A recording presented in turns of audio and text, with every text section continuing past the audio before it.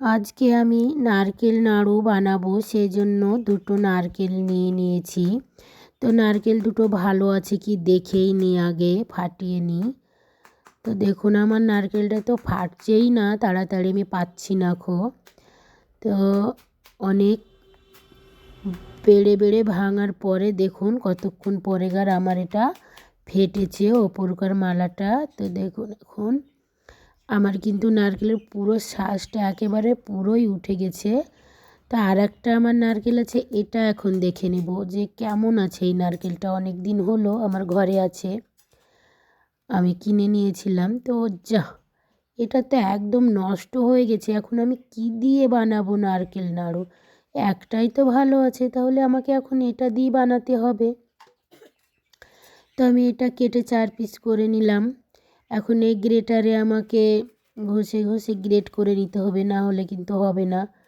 এই একটাতে আর কটা হবে, যা হবে। আমার মেয়ের তো আবার খেতে খুব ইচ্ছে করছে, মা নাড়ু বানাও নাড়ু বানাও। তো এটা দিয়ে আমি বানিয়ে দিই এখন, যা 4টে হয়। এভাবে আমি সবটা এখন গ্রেট করে নেব। তো আমার গ্রেট করা হয়ে গেছে দেখুন সবগুলো। এখন আমি পাশে বাটিটাতে আমি তুলে নেব সবগুলো।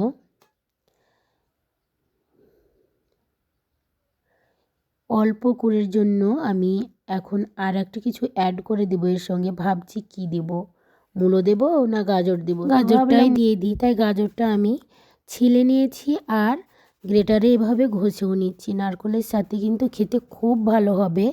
আমি এই প্রথমবার বানালাম আর খেয়ে টেস্ট করেও নিয়েছি, খেতে দুর্দান্ত স্বাদের হয়। তো আমি এখন একটা ফ্রাই প্যান বসিয়ে দিলাম আর আমি অল্প কিছু চালের গুঁড়ো এখানে আমি ভেজে নেব। খুব বেশি দেব না, অল্প পরিমাণে দেব। তো ভেজে নিই, যতটা লাগবে আমি সেই পরিমাণ করেই দিয়ে দেব। দেখবেন প্রথমে যখন আটাটা ভাজবেন তখন একটু ভারী ভারী লাগবে, আর যখন আপনার আটাটা হয়ে যাবে ভাজা তখন কিন্তু একদম পাতলা হয়ে যাবে। তো আমার এখন হয়ে গেছে আমার আটাটা একদম ভেজে নেওয়া। তো আমি একটা নামিয়ে নিলাম প্লেটে। যদি আটাটা আপনি ভেজে দেন তো খেতে ভালো হবে, সেই জন্য। নাহলে কাঁচা কাঁচা একটা গন্ধ করবে আর খেতেও একদমই ভালো হবে না। তো এখানে গাজর আর সেই নারকেল কুড়াটা আমি দিয়ে দিলাম। এখানে নারকেলটাকে আর গাজরটাকে একটু হালকা ভেজে নেব 1-2 মিনিট মতো। তো আমার ভাজা ভাজা হয়ে গেছে। এবার এখানে আমি জল দিয়ে দেব, চিনি দিয়ে দেব। জল নয়, এখানে চিনি অ্যাড করে দেব। এই দেখুন 1 বাটি আমি চিনি নিয়ে নিয়েছি, বড় বাটির। এর সঙ্গে এখন আমি চিনিটা গলা পর্যন্ত নাড়াচাড়া করে নেব। তো দেখুন আমার শেষ পর্যায়ে চলে এসছে, আমার চিনিটা গলে গেছে। এর মধ্যে এখানে আমি দিয়ে দেব গুঁড়ো দুধ। গুঁড়ো দুধটা দিয়ে ভালো করে নাড়াচাড়া করে নেব। আর এখানে দিয়ে দেব এবার সেই চালের গুঁড়ো 2 মুঠো মতো দিয়ে দিলাম, বেশি দিব না। এই তো আমার হয়ে গেছে। তো এখন আমার এটা আঠালো আঠালো ভাব হবে আর গায়ে মাখা মাখা হবে, তাহলেই কিন্তু হয়ে যাবে। তো দেখুন আমি এবার নামিয়ে নেব, কিন্তু আমার হয়ে গেছে এটা।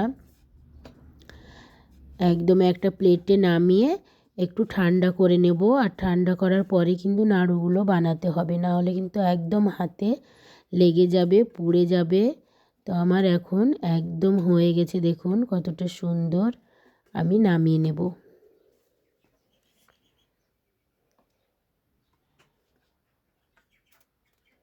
এই দেখুন প্লেটে নামিয়ে নিলাম, সাইড করে রেখে দিলাম কড়াটা। এটা একটু ঠান্ডা হতে আমি রেখে দেব।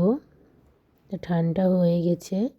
আমি হাতে সর্ষের তেল মেখে নিলাম, কারণ হাতে যেন না লেগে যায়।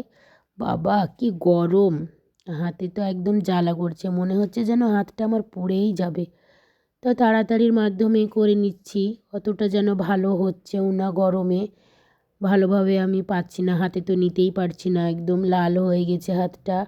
আর জ্বালাও করছে খুব। খেতে খুব সুন্দর টেস্টি হয়। তাই অবশ্যই আপনারা এইভাবে তাড়াতাড়ি আপনার বাচ্চাদের বানিয়ে দিতে পারেন অতি সহজেই। খুব সুন্দর খেতে। ওয়াও, শেষ